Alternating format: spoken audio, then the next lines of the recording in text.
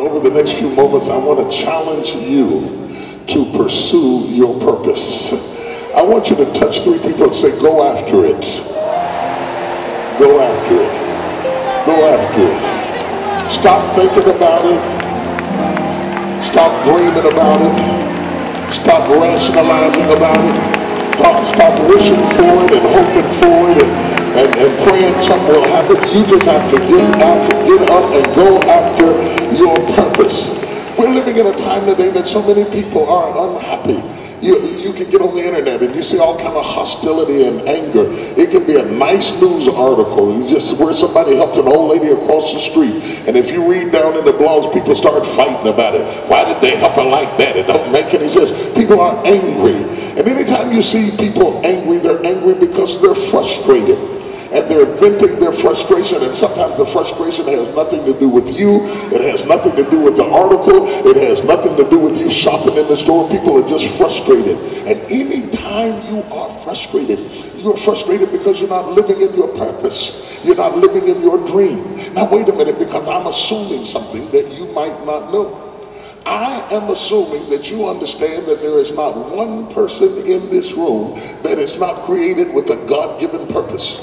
I don't care whether you're man, woman, boy, girl, tall, short, fat, bow-legged, buck-tooth, got no teeth, lost your teeth in Vietnam. God created you with a purpose.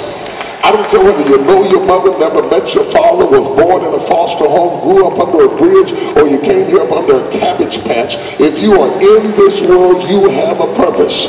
Look at somebody like you real important and say, I have a purpose. I absolutely have a purpose. I was created for a purpose and a function.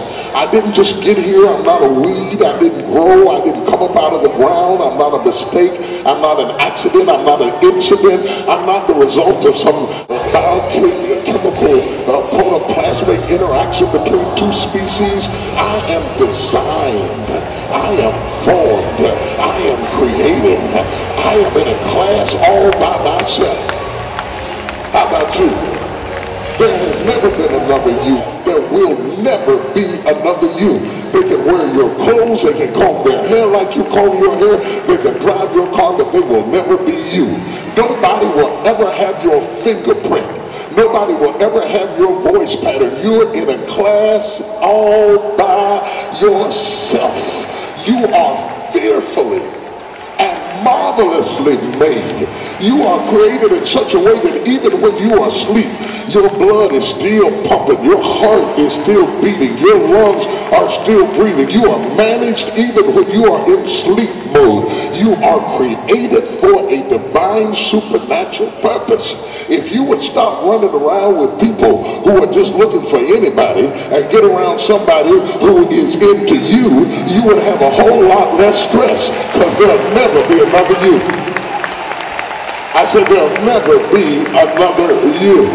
Never ever, never was, never will be. You are in a class by yourself, and you are not here just to wander around and see what happens.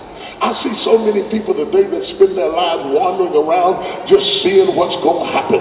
I get up in the morning, put on my clothes, and I hope things go right. Let me tell you something. After having traveled all around the world, after having been from the White House to the crack house, after having opportunity to work with presidents to paupers, I have been around some of the most successful athletes, entertainers, presidents, world leaders, and there's one thing they all have in common. They never get up out of the bed in the morning hoping things work out.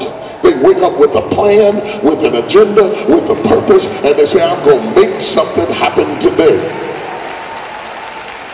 Some of the most difficult people to get to embrace that are spiritual people, because spiritual people get lazy. They're inundated with a lot of messages about what God can do and what God is able to do and what God has the power to do, and all of that's good.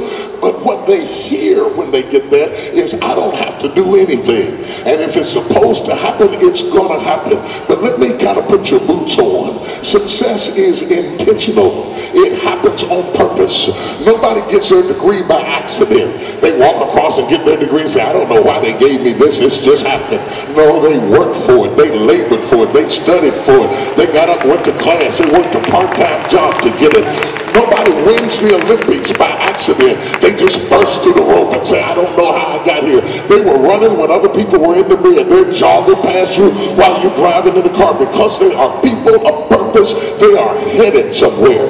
And I don't know who's here, but I felt in my spirit when I came here today that I would be talking to somebody in this room who has a purpose and a sense of destiny down inside of them. Wherever you are, identify yourself.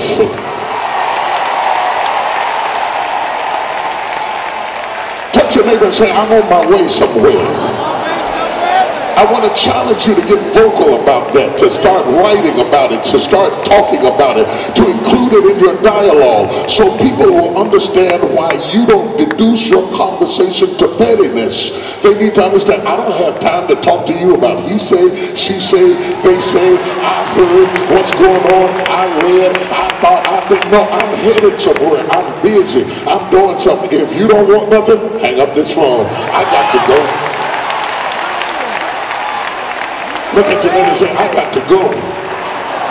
Nobody gets this like people in the middle of their lives. Some of us have come to the point that we are too old to play games. We don't have time for the foolishness. We don't have time for the game, the this and the that and the other. We got to make every day count. We got to wake up in the morning and say, I'm not going to worry about that, and I'm not going to worry about that, and I'm not going to worry about this, and I'm not going to worry about the other. I'm going to get up, put on my pants or my skirt or whatever it is I'm going to wear. I'm going to get out of this house and I'm going to make something happen today. With God on my side, I know I can make it. I'm gifted, I'm talented, I'm smart, I'm bright, and I'm alive. Tell all my enemies I'm alive. Tell all the haters I'm alive. Tell them they shot their best shot and I'm still here. Is there anybody here ready to celebrate the fact that you made it?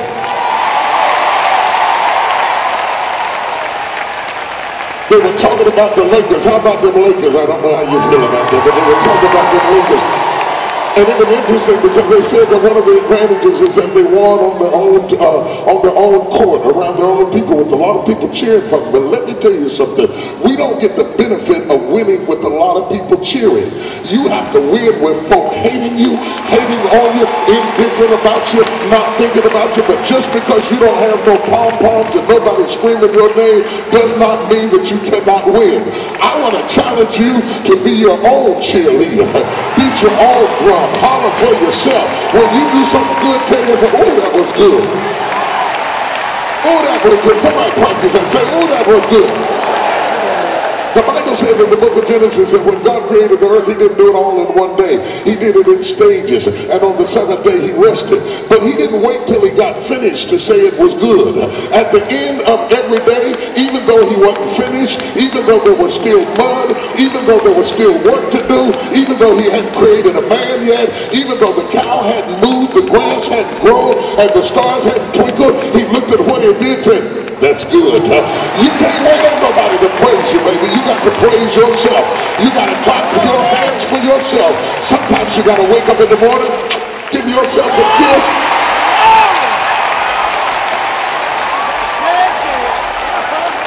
Yeah, let's practice it. I want you to clap for yourself. You've been clapping all day for everybody else. I want you to start clapping for yourself.